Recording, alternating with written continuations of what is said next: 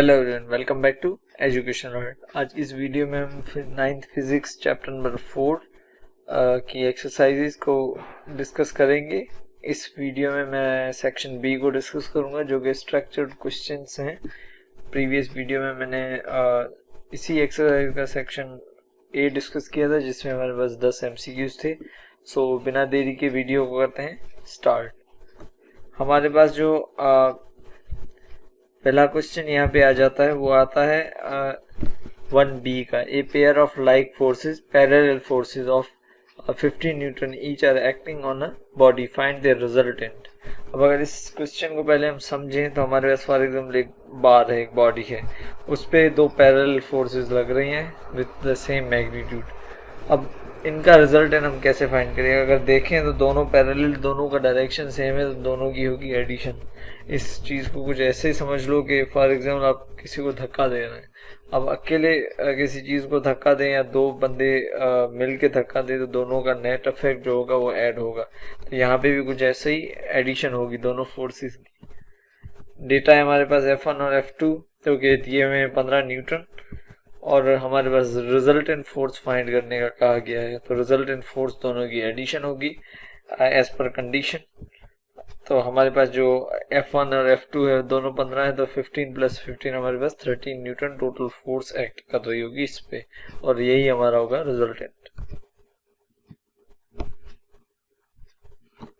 अब हमारा question number 2B है। 3 forces 12 Newton along x-axis, 8 Newton making an angle of 45 degrees with x-axis and 8 Newton along y-axis। ये 3 forces हैं। इन 3 forces के हिसाब से हमें इनका रिजल्टेंट फाइंड करना है और direction of the resultant force यानी थीटा फाइंड करना है।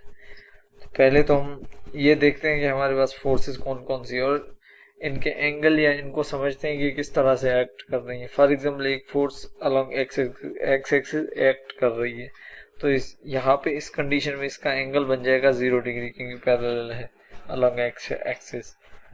दूसरी फोर्स 8 न्यूटन की लग रही है जो कि एंगल बना रहे 45 डिग्री जो कि प्रॉब्लम में दिया हुआ है। अब बात करें तीसरी की, तीसरी भी फोर्स 8 न्यूटन की है जो कि वाई एक्सिस पे एक्ट कर रही है। वाई एक्सिस को देखें तो according to x axis, with respect to x axis हमारे पास परपेंडिकुलर है जो कि 90 डिग्री होता है। तो हमारे पास तीनों फोर्सेस विथ एंगल्स हैं, तो हम इनके कंपोनेंट्स फाइंड कर सकते हैं। तो हमें बेसिकली कंपोनेंट्स पहले फाइंड करने हैं रिजल्टेंट के लिए, क्योंकि 3 अलग फोर्सेस हैं तो उनके कंपोनेंट भी तीनों के अलग होंगे। तो डेटा बना लेते हैं। हमारे पास F1 है 12 न्यूटन और उसका एंगल जो बन रहा है फिगर में आप देख सकते हैं वो 0 डिग्री है। F2 8 न्यूटन है जिसका एंगल बन रहा है 45 डिग्री। F3 है हमारे पास 8 न्यूटन और उसका एंगल बन रहा है 90 डिग्री। हम सॉल्यूशन में पहले x कंपोनेंट फाइंड करते हैं तीनों के, क्योंकि 3 फोर्सेज है, तीनों के x कंपोनेंट्स फाइंड होंगे। तो f ऑफ x हमारे पास होता है f cos थीटा के इक्वल। हमारे पास F1x होगा F1 cos थीटा 1 के इक्वल। अब हमारे पास जो F1 है वो है 12 न्यूटन और cos थीटा 1 है हमारे पास 0 डिग्री सॉरी। तो यहाँ पे cos 0 हमेशा 1 के इक्वल होता है और cos 90 0 के इक्वल होता है। तो यहाँ पे 12 मल्टीप्लाई बाय 1 हो जाएगा 12। अब बात करते हैं हम सेकंड कंपोनेंट की। सेकंड कंपोनेंट में हम F2 देखें तो हमारे पास 8 न्यूटन एंगल है 45 डिग्री। तो सब्सटीट्यूट करेंगे वैल्यूज, तो 8 मल्टीप्लाई बाय cos 45। cos 45 की वैल्यू है 0.707, उसको 8 से मल्टीप्लाई करेंगे तो हमारे पास 5.6 न्यूटन की फोर्स आएगी जो कि हमारा सेकंड कंपोनेंट होगा अलोंग एक्स एक्सिस। बात करें थर्ड कंपोनेंट की तो वहाँ पे third force multiply by theta 3। Third force है हमारे पास 8 न्यूटन और उसी का एंगल है हमारे पास 90 डिग्री। तो हमने अभी थोड़ी देर पहले बताया कि cos 90 होता है 0 के। तो जब वैल्यू सब्स्टिट्यूट करेंगे तो हमारे पास 0 आंसर आएगा, क्योंकि 8 जब cos 90 की वैल्यू से मल्टीप्लाई होगा जो कि होगी 0, तो 0 बन जाएगा। ये थे हमारे पास 3 x कंपोनेंट। अब हम फाइंड करेंगे y कंपोनेंट। y कंपोनेंट का फार्मूला था Fy = F sin थीटा। हम यहाँ पे भी y के 3 कंपोनेंट फाइंड करेंगे। Similarly F1y = F1 sin theta 1। F1 है हमारे पास 12 न्यूटन और थीटा 1 है हमारे पास 0 डिग्री। तो साइन 0 हमेशा इक्वल टू होता है 0 के और साइन 90 होता है 1 के इक्वल। तो यहाँ पे बस वैल्यू सब्स्टिट्यूट करके हमें एक कंपोनेंट तो 0 मिल गया, क्योंकि साइन 0 0 के इक्वल होता है जो कि 12 से मल्टीप्लाई होगा तो 0 बन जाएगा।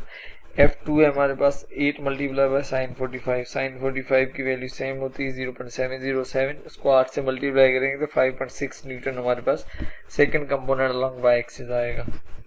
बात करें थर्ड कंपोनेंट की, तो थर्ड कंपोनेंट का फार्मूला है F3 sin थीटा 3। F3 हमारे पास है और थीटा 3 भी है, तो वैल्यूज अगर हम इक्वेशन में पुट करेंगे तो हमारे पास 8 मल्टीप्लाई बाय साइन 90, और साइन 90 की वैल्यू मैंने अभी बताई वो 1 के इक्वल होती है, तो 1 multiply by 8 will be 8 Newton. तो हमारे पास तीनों कंपोनेंट आ गए, एक्स के और वाई के दोनों के। अब बात करते हैं हम रिजल्टेंट की, तो रिजल्टेंट का फार्मूला हमारे पास होता है एफ एक्स स्क्वायर और एफ वाई स्क्वायर।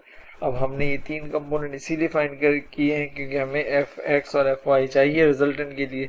अब ये जो दो फोर्सेज हैं ये है नेट फोर्सेज जो कि एक्ट कर रही होंगी, और ये हमारे पास है डिवाइडेड फोर्सेज।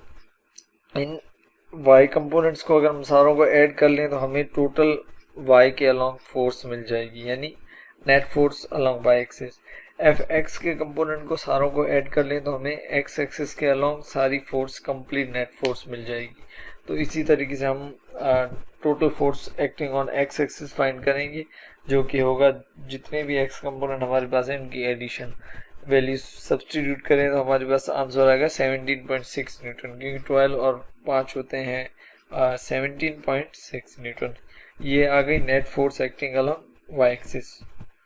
अब बात करें हम net force acting along axis, y axis होगा ये, सॉरी। तो यहाँ पे हमारे पास y के कंपोनेंट्स आ जाएंगे जो कि हैं 0, 0 और 8। तो 8 और 5 13.6। यहाँ पे जो हमारे एफ वाई कंपोनेंट आएगा, सॉरी यहाँ पे y है, इसको मैं अगर थोड़ा रेक्टिफाई कर दूं, ये होगा हमारा y कंपोनेंट।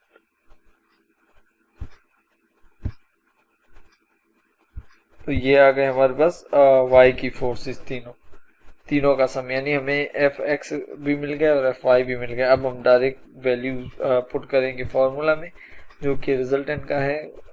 यहाँ पे आ जाएगा हमारे पास, ये स्क्वायर को सॉल्व करेंगे तो आंसर आएगा, और जो रिजल्टेंट हमारे पास आएगा 22.24 न्यूटन आएगा। अब हमें नेक्स्ट में फाइंड करना है इनका डायरेक्शन होता है थीटा। थीटा का फार्मूला था tan inverse F y over F x.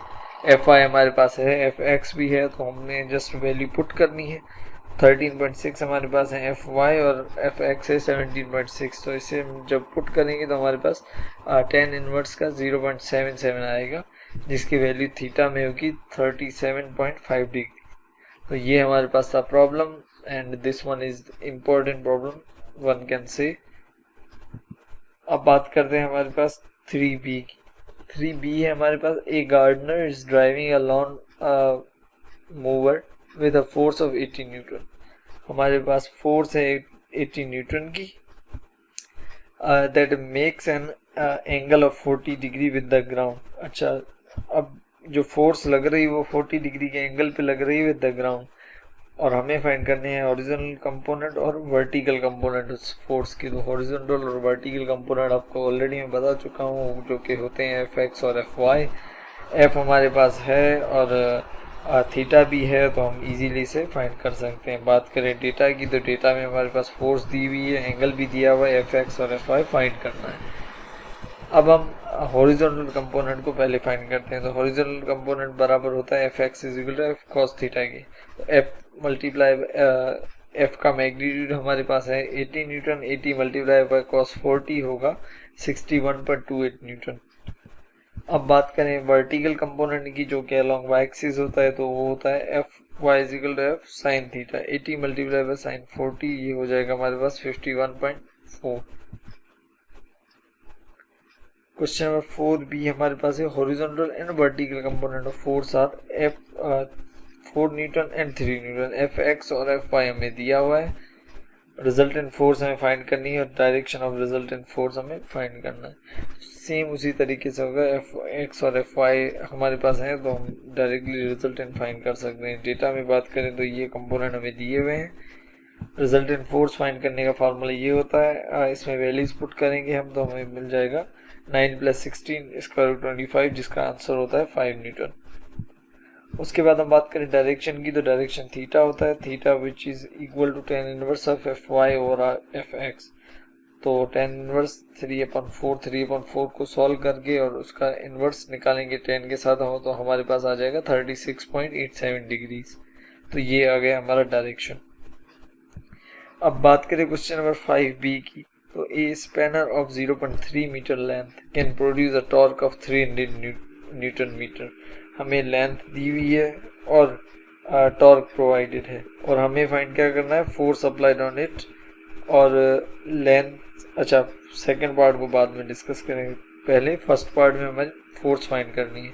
With this data में लेंथ गिवन है और टॉर्क भी गिवन है। तो हमारे पास टॉर्क का सिंपल फार्मूला है, लेंथ टॉर्क भी गिवन है, फोर्स भी फाइंड करनी है। तो हमारे पास टॉर्क का फार्मूला है F divide by moment arm, sorry F multiply by moment arm. हमें फाइंड करनी है फोर्स। आर यहाँ पे मल्टीप्लाई हो रहा है, उस तरफ गया तो डिवाइड। आर को आप डी भी लिख सकते हैं, कभी कभी डी से भी मेंशन किया जाता है, तो आर उस तरफ जाके डिवाइड हो जाएगा। तो एफ इक्वल टू बन जाएगा tau over R. Value substitute करेंगे तो हमारे पास 1000 न्यूटन की फोर्स आएगी, जो कि पार्ट 1 का आंसर है। उसके बाद बात करें हम सेकंड पार्ट की, तो डेटा पहले सेकंड पार्ट का बनाते हैं। What will be the length of the spanner. अच्छा, अब हमें लेंथ फाइंड करनी है। If the torque to be increase up to 500 newton, अगर उस टॉर्क को हम बढ़ा के 500 न्यूटन कर दें और उस पर जो फोर्स लग रही है वो सेम हो, यानी फोर्स वही हमारी 1000 न्यूटन हो और वहाँ पे जो लेंथ कितनी होगी अगर टॉर्क हमें 500 न्यूटन का कर दें। तो हमारे पास जो डेटा है, लेंथ फाइंड करनी है, टॉर्क 500 न्यूटन है और फोर्स हमारे पास 1000 न्यूटन है। तो वही सेम फॉर्मूला यूज़ करके हम लेंथ को या डी को फाइंड कर लेंगे and this will become 0.5 meter. Question number 6b है, a uniform meter rule is supported at its center is balanced by two forces 12 Newton और 20 न्यूटन। हमारे पास दो फोर्सेस हैं। अब इसको भी दो पार्ट में डिवाइड कर लेते हैं, पहले हम पार्ट 1 को डिस्कस करेंगे, देन पार्ट 2 को। If 20 Newton force is placed at distance of 3 meter from pivot, find the position of the 12 Newton force on the other side of the pivot। ठीक है, पार्ट 1 का डेटा हम लें तो F1 हमारे पास ये है, F2 ये है और डिस्टेंस जो दिया हुआ है 3 मीटर दिया हुआ है और डिस्टेंस सेकंड हमें फाइंड करना है। इसकी अगर फिगर की हम बात करें तो फिगर कुछ ऐसे है, ये है फोर्स 1 जो कि एक डाउनवर्ड कर रही है, दूसरी फोर्स इस तरफ का डिस्टेंस हमें कैलकुलेट करना है। तो हमारे पास सेम फार्मूला होगा, according to the principle of moments sum of clockwise torque और एंटी क्लॉकवाइज टॉर्क हमेशा इक्वल होता है। इसी फार्मूला का यूज़ करके अगर हम लेफ्ट साइड पहले देखें तो वहाँ पे F1 D1 है और राइट साइड पे जो फोर्स लग रही है F2 D2 फॉर एग्जांपल। तो यहाँ पे बस वैल्यू सब्स्टिट्यूट करनी है हमें, F2 D1 और यहाँ पे वैल्यू सब्स्टिट्यूट करने के बाद हमें जो D1 चाहिए वहाँ पे अगर 12 को हम देखें तो D1 से मल्टीप्लाई और उस तरफ गया तो डिवाइड हो जाएगा। तो इसे जब सॉल्व करेंगे तो हमें हमारे पास जो D2 आ जाएगा 5 मीटर आ जाएगा। उसके बाद पार्ट 2 की बात करें तो पार्ट 2 में हमारे पास बोल रहा है if the 20 newton force is move to 4 centimetre from the pivot. अब 20 मीटर जो फोर्स है उसे 4 मीटर हम अब इस जो सेंटर पॉइंट है यहाँ से हटा दें। Find the force to replace 12 newton force. तो जो 12 न्यूटन फोर्स लग रही थी वहाँ पे कितनी फोर्स लगेगी जो कि इसे रिप्लेस करेगी। तो सेकंड पार्ट में हमारे पास फोर्स फाइंड करनी है, डिस्टेंस दिया हुआ है, फोर्स सेकंड दी हुई है, सेम फॉर्मूला और वैल्यू सब्स्टिट्यूट करके हम सॉल्व करेंगे तो 16 न्यूटन हमारे पास आंसर आ जाएगा। क्वेश्चन नंबर 8b है, a mechanic uses a double arm spanner to turn a nut. He applies a force of 15 newton at each end of the spanner and produce a torque of 60 Newton meter। Force भी है, torque भी है। What is the length of the momentum of the couple. Length हमें find करनी है, same formula use होगा, tau is equal to F cross with R या D जो भी लगाए। और if he wants to produce a torque of 80 newton per metre with the same spanner then how much force he should apply. Second में हमें force find करनी, तो पहले पहला पार्ट करते हैं हम। पहले पार्ट में बस फोर्स है 50 न्यूटन और टॉर्क है 60 न्यूटन मीटर और डिस्टेंस या मोमेंट हमें फाइंड करना है। तो हमारे पास जो टाउ का फार्मूला है वो एफ क्रॉस विद डी, इस पे हमें जो फाइंड करना है वो डी फाइंड करना है। तो फोर्स यहाँ पे मल्टीप्लाई हो रहा है, उस तरफ गया तो डिवाइड हो जाएगा। वैल्यूज रखेंगे तो 60 डिवाइड बाई 15, इसके वैल्यू आ जाएगी डी की 4 मीटर। Part 1 solve. अब पार्ट 2 में फोर्स फाइंड करनी है। टाउ हमारे पास है 80 न्यूटन पर मीटर और डिस्टेंस हमने भी फाइंड किया 4 मीटर। टाउ होता है एफ क्रॉस विद डी। हमें इस पार्ट में फोर्स फाइंड करनी तो डिस्टेंस जाके डिवाइड हो जाएगा। तो यहाँ पे आ जाएगा हमारे पास 20 न्यूटन फोर्स।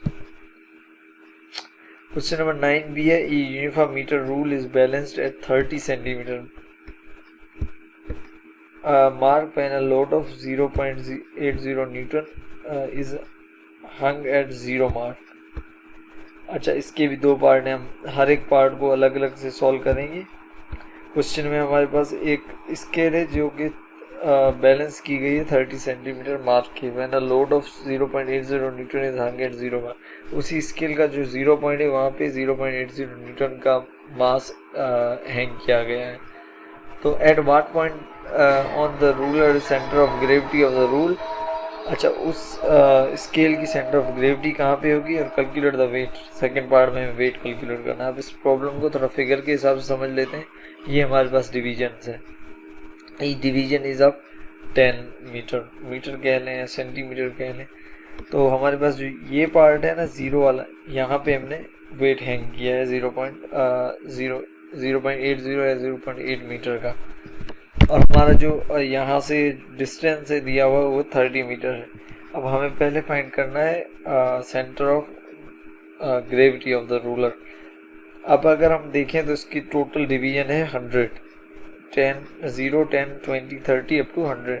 तो 100 का जो मिडल पॉइंट होगा वो कहाँ पे होगा, वो होगा 50 पे ऑफ कोर्स। तो जो सेंटर ऑफ ग्रेविटी एक्ट करेगी वो 50 पे करेगी। उसके बाद अगर हम पार्ट 2 को देखें तो पार्ट 2 में हमें बोल रहा है वेट कैलकुलेट करने के लिए।